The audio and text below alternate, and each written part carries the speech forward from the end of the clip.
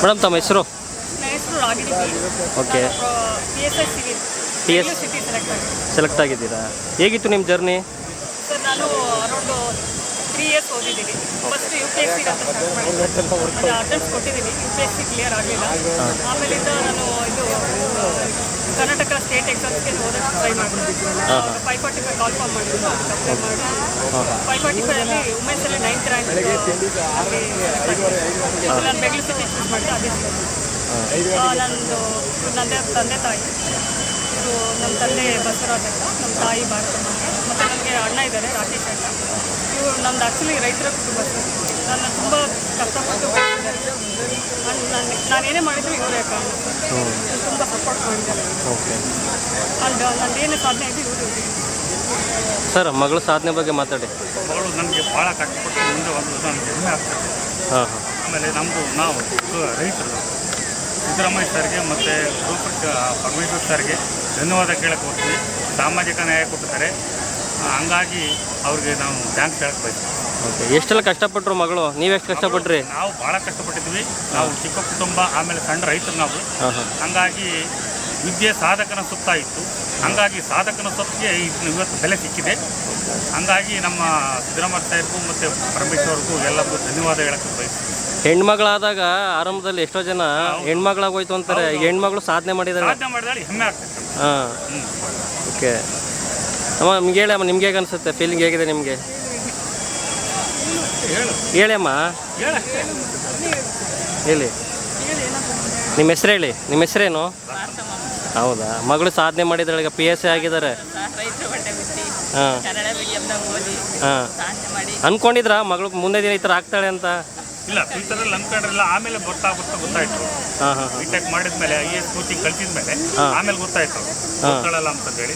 ಅವಳು ಇನ್ನೂ ಸಾಧನೆ ಮಾಡ್ಬೇಕು ಅಂತ ಭಾಳ ಆಸೆ ಕೇಳಿದ್ಲು. ಆದ್ರೆ ಮನೆ ಕಡೆಯಲ್ಲಿ ನಡೀತಿರ್ಲಿಲ್ವಲ್ಲ, ಅದರಿಂದ ಇದಕ್ಕೆ ಕೆಲಸ ಸಿಕ್ಕೈತೆ, ಗೌರ್ಮೆಂಟ್ ಕೆಲಸ ಮನೆ ಮುಂದಕ್ಕೆ ಬಂದೈತೆ, ಇಂಥ ಕೆಲಸ ಬೇಡ ಅನ್ಬೇಡಮ್ಮ, ಹೋಗು ಅಂತ ಮುಂದೆ ಸಾಧನೆ ಮಾಡುವಂತ ಅಂತ ಹೇಳಿ ಮುಂಚೆ ಆಪರ್ಚುನಿಟಿ ಐತೆ ಮಾಡಮ್ಮ ಅಂತ ಹೇಳಿ ಅವಳಿಗೆ ಆಶೀರ್ವಾದ ಮಾಡ್ತೀನಿ. ಮುಗಿಸ್ಕೊಳ್ಬೇಕು ಅಂದ್ಕೊಂಡಿದ್ದಾರೆ. UPSC ಮಾಡಬೇಕಂತ ಇದ್ದೀನಿ. ಅಂದರೆ ಇದು ಒಂದು ಜರ್ನಿ, ಅಂದರೆ ಒಂದು ಇದು ನಾಟ್ ಎ ಡೆಸ್ಟಿನೇಷನ್. ನೆಕ್ಸ್ಟು ನಾನು ಮುಂದೆ ಪರ್ಸ್ಯೂ ಮಾಡಬೇಕಂತಿದ್ದೀನಿ. ನೆಕ್ಸ್ಟು UPSC KS ಮೊನ್ನೆ ಮೇನ್ಸ್ ಬರ್ತಿದೆ, ಮೇನ್ಸ್ ಆಗಿಲ್ಲ. ಅಂಡ್ ನಾನು ಇಲ್ಲಿಗೆ ಸ್ಟಾಪ್ ಮಾಡೋದು. ಅಂಡ್ ನನ್ನ ಕೈಲಾದಷ್ಟು ಜನರಿಗೆ ನ್ಯಾಯ ಕೊಡ್ಸೋಕ್ಕೆ, ಸಾಮಾಜಿಕ ಸೇವೆ ಮಾಡೋಕ್ಕೆ ಪ್ರಯತ್ನ ಪಡ್ತೀನಿ. ಅಂಡ್ ನಮ್ಮದು ಈ ಎಕ್ಸಾಮ್ ಏನಿದೆ ಟ್ರಾನ್ಸ್ಪರೆಂಟ್ ಆಗಿದೆ. ನಾನು ಆ್ಯಕ್ಚುಲಿ ಗೌರ್ಮೆಂಟ್ಗೆ ಥ್ಯಾಂಕ್ಸ್ ಹೇಳ್ತೀನಿ. ಇದೇ ಥರ ಟ್ರಾನ್ಸ್ಪರೆಂಟ್ ಆಗಿ ಎಕ್ಸಾಮ್ ನಡೆಸಿ ನಮ್ಮಂಥ ಬಡವರು ಕೂಡ ಸೆಲೆಕ್ಟ್ ಆಗಲಿ, ಇದರಿಂದ ನಾವು ಕೂಡ 4 ಜನಕ್ಕೆ ಹೆಲ್ಪ್ ಮಾಡೋ ಥರ ಆಗಲಿ, ಅವರು ಮುಂದೆ ಬರೋ ಥರ ಆಗಲಿ, ಇದೇ ಥರ ಆಗಲಿ ಅಂತ ಕೇಳ್ಕೊತೀನಿ. ಮತ್ತು ನನ್ನ ಫ್ರೆಂಡ್ಸಿಗೆ, ನನ್ನ ಫ್ಯಾಮಿಲಿಗೆ ನಾನು ಈ ಜರ್ನಿಯಲ್ಲಿ ತುಂಬ ಜನ ಸಪೋರ್ಟ್ ಮಾಡಿದ್ದಾರೆ ನನಗೆ. ಅವ್ರಿಗೆಲ್ಲರಿಗೂ ಥ್ಯಾಂಕ್ಸ್. ನಾನು ಅವ್ರು ಯಾವತ್ತೂ ಮರೆಯಲ್ಲ. ಎಷ್ಟು ತಿಂಗಳು ಪರಿಶ್ರಮ ಮೇಡಮ್ ಇದಕ್ಕೆ? 3 ಇಯರ್ಸ್, ಅರೌಂಡ್ 3 ಇಯರ್ಸ್ ತೊಗೊಂಡಿದ್ದೀನಿ. ಮತ್ತು ನಾನು ರಾಜ್ಕುಮಾರ್ ಅಕಾಡೆಮಿಲಿ UPSC ಕೋಚಿಂಗ್ ತಗೊಂಡಿದ್ದೆ.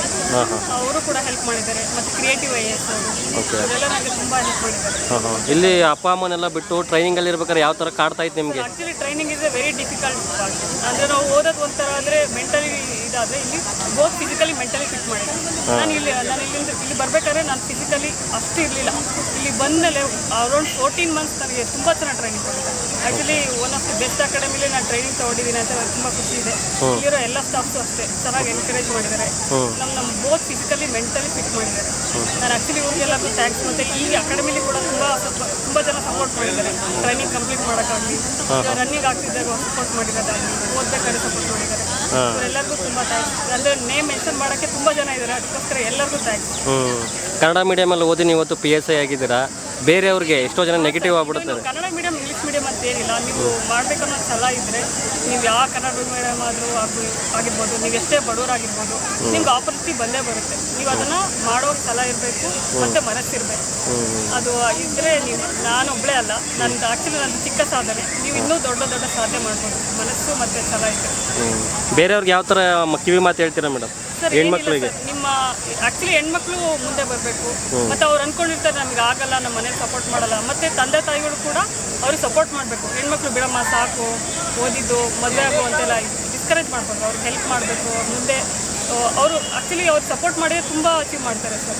ಆ್ಯಕ್ಚುಲಿ ಅವ್ರಿಗೆ ಅಚೀವ್ ಮಾಡೋಂಥ ಕೆಪಾಸಿಟಿ ಹುಡುಗರಿಗಿಂತ ಹುಡುಗಿರಿಗೆ ಜಾಸ್ತಿ ಇರುತ್ತೆ. ಆ ಛಲ ಅನ್ನೋದು ಜಾಸ್ತಿ ಇರುತ್ತೆ ಅಂತ ಅನ್ಕೋತೀನಿ. ಅವ್ರಿಗೆ ಆ ಛಲ ಇರುತ್ತೆ, ಅದನ್ನು ಅವರು ಮನಗಂಟು ಅದನ್ನ ಪರ್ಸ್ಯೂ ಮಾಡೋಕ್ಕೆ ಪ್ರಯತ್ನ ಪಡಬೇಕು.